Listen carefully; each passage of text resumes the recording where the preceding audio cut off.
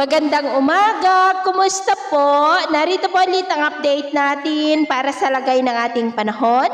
Ngayong umaga po ng June 7, 2025. Sa ngayon po ay patuloy pa rin nakabagat ang hangin na umiihip lalo na sa kanlurang bahagi ng ating bansa habang may dalawang aktibong low pressure area sa silangan, sa loob at labas ng ating area of responsibility. Ang nandito po sa loob ng ating PAR ay nasa layo ngayon ng 230 km east of Gigmoto sa may Catanduanes.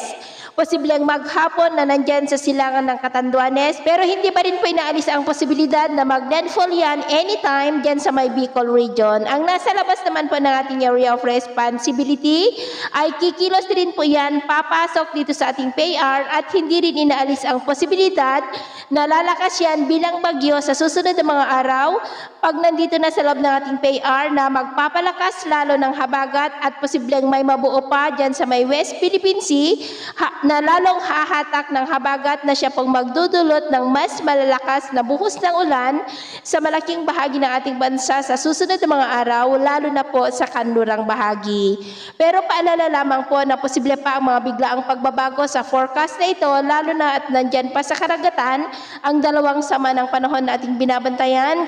Kaya patuloy po tayong mag-antabay sa mga susunod po na update. At sa lagay ng ating panahon, ngayong madaling araw ay may mga isolated rains sa may Bataan, Bulacan, Pampanga, Metro Manila, Calabarzon, ilang bahagi ng Bicol, Mimaropa, ilang bahagi ng Aklan, Antique, Iloilo, Negros, Cebu, Bohol, Leyte, ilang bahagi ng Samar Provinces, Surigao del Norte, Northern Mindanao, Zamboanga Peninsula, Sulu Archipelago at ilang bahagi ng Davao. At mamaya ay sisikat ang araw sa ilang bahagi ng ating bansa lalo na sa Northern Luzon at Southern part ng Mindanao.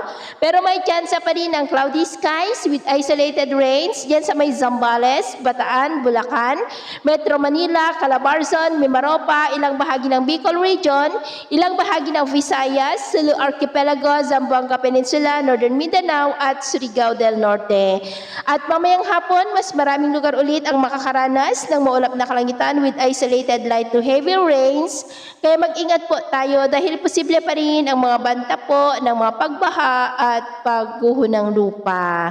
At sa atin naman pong mga baybayin, wala naman po tayong nakataas na anumang gale warning signals, pero iba yung pag-ingat lamang po kung papalaot tayo para mas makaiwas sa mga sakunang pangkaragatan.